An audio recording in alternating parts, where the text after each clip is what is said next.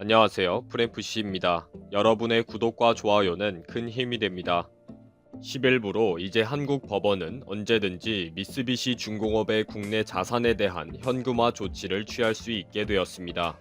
그동안 온갖 협박을 입에 올리던 일본의 움직임이 활발해지고 있습니다. 한국은 사법부의 판결이기 때문에 행정부가 관여할 수 있는 여지가 거의 없는 상황입니다.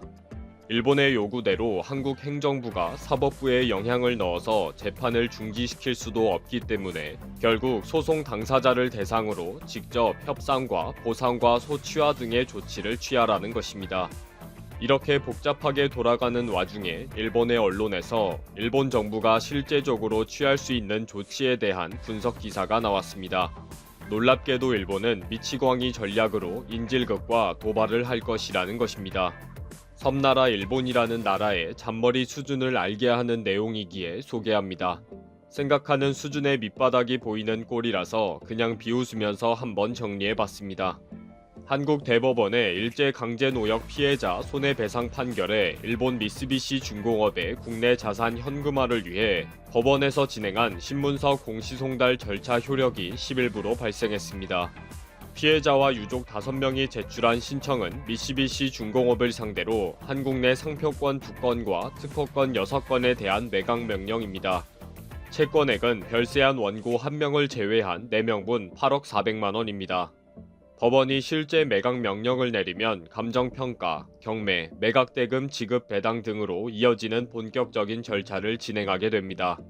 언제든지 법원이 매각 명령을 내릴 수 있는 법적 기한이 완료되면서 갑자기 미쓰비시 중공업이 법원에 의견서를 제출하겠다라고 밝혔습니다.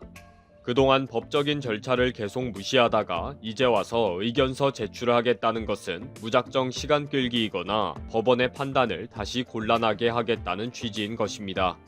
일본 정부는 일관되게 한국 대법원 판결은 1965년 한일 청구권 협정에 어긋나는 것으로 국제법 위반이라며 일본은 단 한 푼도 낼 수 없고 모든 것은 한국이 100% 자국 내 문제로 보고 해결해야 한다고 주장해 왔습니다.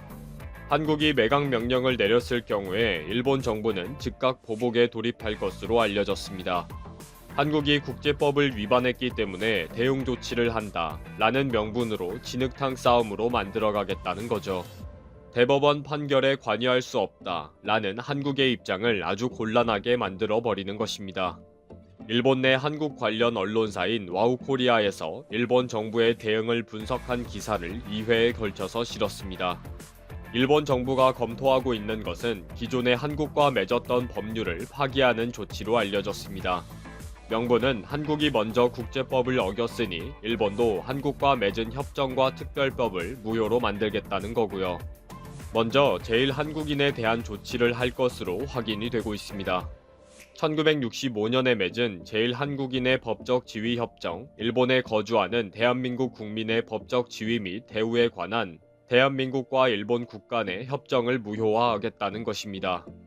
1965년 이전에 이미 일본에 거주하고 있던 한국인에 대해 내란 등 중대 범죄를 제외하고는 강제 퇴거의 대상이 되지 않는다라는 특별한 협정 영주권이 부여되었습니다. 1991년 한일 법적 지위 협정에 따른 협의 결과에 관한 각서가 체결이 되고 동시에 샌프란시스코 강화 조약에 따라 일본 국적을 이탈한 자 등의 출입국 관리에 관한 특례법이 성립됩니다. 그러면서 제1한국인의 자녀까지 특별 영주권이 부여되도록 완료되었습니다. 일본이 이 모든 것을 무효화하는 대응 조치와 제재를 가하겠다는 것입니다. 한국 대법원의 판결에 일본 행정부가 제1한국인을 대상으로 인질극을 하겠다고 협박하는 꼴입니다. 만약에 이런 조치를 취하게 되면 특별 영주권을 가진 제1한국인에 대한 핍박은 인권 보호 차원에서는 큰 문제가 될 것으로 보고 있습니다. 당장 일본 내부가 인권을 중시하는 진보 정당과 시민들의 저항으로 시끄러울 것이고 국제인권단체와 일부 국가의 비판에 시달릴 것이라는 거죠. 그래서 일본 정부는 한꺼번에 이 조치를 취하지 않고 단계적으로 진행하면서 한국을 압박할 것을 검토 중이라고 합니다. 건드리지 않는 것이 좋은 미치광이 전략으로 나가겠다는 거죠. 대법원 판결이고 3건 분립이고 뭐고 막 나가보자는 것입니다. 한국의 행정부가 사법부에 압력을 놓고 사정을 하는 모습을 보이라는 것입니다. 물론 한국으로서는 그렇게 갈 수도 없고 해서는 안 되는 일이고요.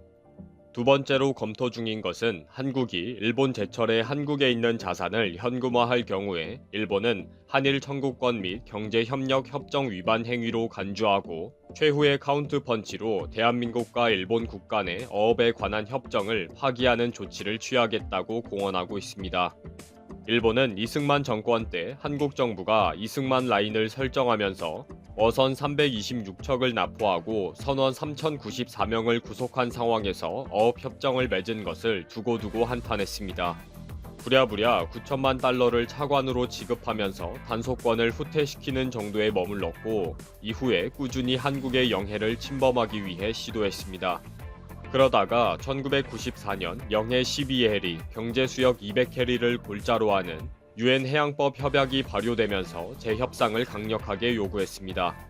독도를 둘러싸고 협상이 지지부진할 때 1998년 1월 23일 일본은 한일 어업협정을 파기하겠다라고 일방통보를 합니다. 그러한 도발 가운데 맺은 협정이 독도 주변을 중간 수역으로 하기로 한 현재의 신한일 어업협정입니다.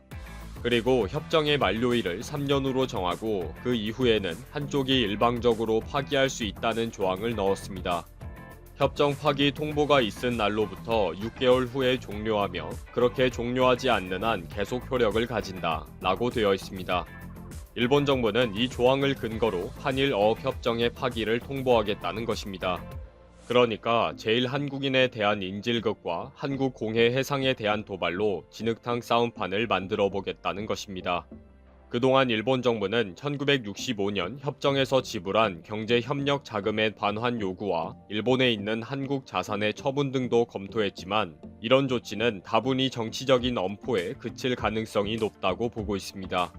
즉, 정치적으로 협상하고 논의하고 대화를 해나가야 하는 외교적인 부분이기 때문에 지지부진하게 정치적 비용만 많이 들 것이다 라고 판단한다는 것입니다. 그리고 한국에 대한 금융 제재는 도미노 현상처럼 다른 나라들에게 피해를 줄 수도 있고 예상하지 못한 일이 초래될 수 있다고 보고 있습니다. 그러다 보니 가장 지저분하지만 미치광이처럼 나가는 것이 일본은 깽판이나 치고 한국은 머리 아픈 조치를 하겠다는 것입니다. 그것이 제일 한국인에 대한 인질극이고 한국 영해에 대한 도발이라는 거죠. 이런 제정신이 아닌 나라를 상대하고 있는 한국이 골치 아픈 것은 당연합니다. 쥐어 박아서 철들 나라도 아니고 결국 하늘과 땅이 내린 벌을 받아야 할 것 같네요. 우리가 몽골 사람들을 보면 생김새뿐만 아니라 말로 표현할 수 없는 동질감을 느낍니다. 수천 년 동안 몽골인들은 유목민 생활을 한 반면 한국인은 농경사회 아래 자랐는데 다른 환경에서 살아온 두 민족이 이렇게나 강한 동질감을 느끼는 것은 결코 우연이 아닙니다. 두 민족 모두 몽골 반점을 가지고 태어난 알타이 어족입니다. 알타이 산맥은 러시아, 카자흐스탄, 몽골, 중국의 국경이 접하는 곳으로 아시아 북동쪽 끝에서 중앙아시아까지 이어져 있습니다. 우리의 조상이 바로 이곳에서 왔다는 증거들은 여러 가지가 있는데 그중 핵심이 바로 경주에서 출토된 금관, 황금보검, 기마인무령 토기 그리고 천마도가 그려진 자작나무가 시베리아 산인 것으로 밝혀졌습니다. 자, 그런데 우리의 한민족 몽골이 최근 중국 때문에 큰 위기를 맞고 있습니다. 현재 몽골의 수도인 울란바토르에서는 수많은 몽골 시민들이 거리로 뛰쳐나와 이렇게 소리치고 있습니다. 중국 공산당은 내몽골에서 문화학살을 중단하라 라고 말이죠. 심지어 미국 백악관 홈페이지에 청원 코너에서도 같은 내용이 올라왔는데요. 내용을 보시면 중국 정부는 2020년 9월부터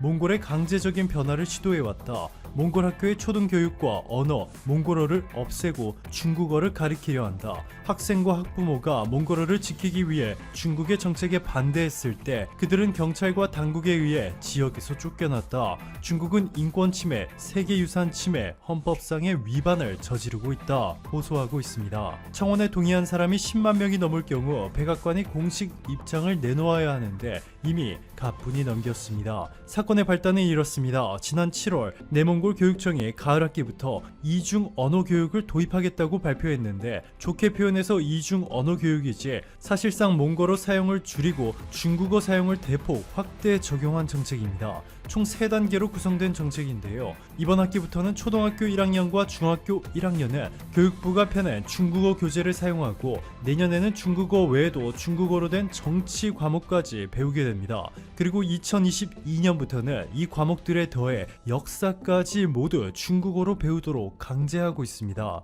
그동안 중국의 소수민족은 각기 자신들의 언어를 사용해 언어와 역사 등의 교재를 편찬하고 가르쳐 왔는데 이 문화를 완전히 없애버리겠다는 것이죠. 이번뿐만이 아닙니다. 몽골의 전체 수출 중 무려 82.5%가 중국인 만큼 중국에 대한 경제 의존도가 크다 보니 이를 이용해 몽골을 압박하고 있는데 중국은 몽골과 갈등을 겪을 때마다 화물비 징수 그리고 광산 전기 공급까지 차단하는 등 온갖 방법들을 동원해 보복에 나섰습니다. 또한 몽골 전직 대통령이 최근 중국의 몽골어 말살 정책을 강력하게 비판하자 중국 정부는 프랑스에서 열리는 칭기스칸 전시회에서 몽골이라는 단어를 삭제하고 전시회 책자와 지도에 대한 편집을 요구해 결국에는 전시회가 3년 후로 미뤄지는 사건이 벌어졌습니다. 칭기스칸은 아직까지도 모든 몽골인들의 영웅인 만큼 몽골인들의 자존심을 완전히 짓밟아버린 행위죠. 이렇게 오랫동안 중국에 시달려온 몽골이 엄청난 결단을 내리기 시작했습니다. 최근 몽골에서는 그동안 오랫동안 논의되어 온 한국-몽골 연합국가 설립에 대해 매우 긍정적으로 검토하고 있는 것으로 전해졌습니다. 비록 땅은 떨어져 있지만 하나의 경제체제와 정치제도로 일원화시킨다는 것인데 몽골은 주변국인 중국과 러시아와는 달리 아시아에서 손꼽히는 민주국가이기 때문에 가능한 일입니다. 게다가 몽골의 면적은 156만 제곱킬로미터로 대한민국의 15배가 넘는 크기를 자랑하지만 인구수는 318만 명으로 경제 발전의 기회가 부족한 상황입니다. 이 때문에 비슷한 문화를 가지고 있으면서도 세계 최고의 기술력과 거대 자본을 보유한 국가의 도움이 절실한데요. 몽골 입장에서는 한국이 완벽한 파트너입니다. 이에 몽골 지도부가 한국-몽골 국가연합론을 제시했다는 놀라운 소식이 전해졌습니다. 한국이 몽골을 흡수합병하는 방식으로 경제 대국인 한국에 엄청난 규모의 영토에서 대국을 세울 가능성에 전 세계의 이목이 집중되고 있습니다. 이미 몽골 지도부 내에서는 오래전부터 길게는 수십 년의 시간을 두고 한국과 우호적인 관계를 증진시키면서 국가연합을 추진할 필요가 있다 라는 구상이 제기되어 왔는데 최근 들어 더 심도 있고 진지하게 논의가 시작된 것으로 전해졌습니다. 몽골을 흡수해 연합국이 설립되면 한국 입장에서도 그야말로 잭팟입니다. 경제적인 측면만 놓고 본다면 북한과 통일했을 때보다 훨씬 더 큰 경제적 이익이 예상되고 있는데요. 그 이유는 몽골이 세계 10대 자원 부국이기 때문입니다. 몽골은 구리 매장량 세계 2위, 석탄 매장량 세계 4위, 몰리브덴 매장량 세계 11위로 지하 광물 자원이 풍부하고 특히 중국이 유일하게 미국을 압박할 수 있는 휘토류, 전 세계 휘토류의 16%가 몽골에 묻혀 있습니다. 네이디듐, 프라세오디듐, 란탄, 이토듐, 가톨리듐 등의 휘토류는 하이브리드 자동차, 배터리, 스마트폰, 반도체, 디스플레이 등 모든 첨단 산업에서 사용되는 핵심적인 존재인데 중국이 전 세계 점유율 57.7%를 차지하고 있다 보니 미국뿐만 아니라 기타 선진국들도 공급이 끊길까 두려워하고 있습니다. 그런데 한국이 몽골의 휘토류까지 거머쥐게 되고 광물 자원도 확보하게 되면 그동안 광물 자원의 가격 변동으로 골머리를 썩던 한국의 제조업의 경쟁력이 아시아 국가들 중 최고로 거듭나는 일은 시간 문제입니다. 국내 정치인들도 이와 관련해서 중국의 반대만 없다면 가능하다라고 전했는데요. 오래전에 몽골은 몽골 제국 때부터 주변 수많은 국가를 점령했지만 특이하게도 고려는 부마국으로 삼고 연합관계를 구축했습니다. 그리고 이 고구려 몽골 연합, 여몽연합을 결성해 일본을 침략하기도 했습니다. 무려 2번씩이나 말이죠. 1차에서는 4만 명, 2차에서는 14만 명의 군사가 동원됐는데 당시 막부의 중심지이자 실질적인 수도였던 가마쿠라까지 정복하는 데는 실패했지만 하카다만에 상륙한 후 일본군을 패주시킨 기록이 있습니다. 이러한 한국과 몽골의 관계는 현재 중국에도 엄청난 위협이 되고 있는데요. 내몽골 탄압뿐만 아니라 위구르족 탄압까지 세계적인 논란거리로 번지면서 미국은 소수민족 인권 탄압에 관여한 중국 공산당 최고위 간부 3명에 대한 제재를 단행했습니다. 천취안고 신장 위구르 자치구 당서기를 비롯해 주하이룬 신장 정치법률위원회 서기, 그리고 왕민상 신장공화국 서기, 이중 천취안고 당서기는 시진핑 중국 국가주석의 신뢰를 받는 충성파이기 때문에 중국의 전면 선전포고를 한 것이나 다름이 없습니다. 미국의 이러한 강도 높은 압박에 호주, 영국, 덴마크, 독일, 프랑스 등 22개국이 참여하면서 대중국 압박 수위가 점점 더 높아지고 있는데요. 일부 전문가들은 자칫 잘못하면 위구르와 내몽골 등 중국 소수민족들이 이번을 계기로 독립을 실현할 가능성에 무게를 두고 있습니다. 게다가 무엇보다 이미 몽골 내에서 한국 기업들이 놀라운 수준으로 시장을 선점해버렸고 몽골인들 사이에서 한국에 대한 이미지가 이례적인 수준으로 좋은 상황입니다. 2016년 7월 28일 몽골에 이마트 1호점이 들어섰고 1년 뒤 2호점, 지난해에는 몽골 내 마트 중 최대 규모의 이마트 3호점을 설립했습니다. 2017년에 매출액이 153% 증가했고 지난해에는 무려 720억 원의 매출을 거뒀습니다. 몽골의 인구수가 300만 명을 조금 넘는다는 점과 1인당 GDP가 450만 원이라는 것을 고려한다면 엄청난 실적입니다. 게다가 최근에는 한국의 CU 편의점이 몽골에 진출한 지 1년 만에 50개까지 확장하는 등 무서운 속도로 시장을 장악하고 있습니다. 지난해 한국과 몽골은 두 나라의 관계를 전략적 동반자 관계로의 격상을 추진하기 시작했고 몽골은 한국의 모든 국책 사업들을 몰아주기 시작했습니다. 김상균 한국철도시설공단 이사장은 몽골이 울란바토르 신공항 연결철도 건설 방안에 대해 한국의 뜻을 따르는 것에 공감대를 형성했고 한국-몽골 워킹그룹을 구성하기도 했다 전했습니다. 이뿐만이 아니라 그동안 현금 거래만 해왔던 몽골에 티몬을 창업한 한국의 신현성 대표가 만든 테라라는 블록체인 기업이 미미페이라는 블록체인 기반의 P2P 모바일 간편결제 서비스를 도입했습니다. 앞으로 몽골인들은 몽골에 있는 한국 백화점과 한국 마트에서 한국의 결제 시스템을 통해 물건을 사고 팔게 되는 것이죠.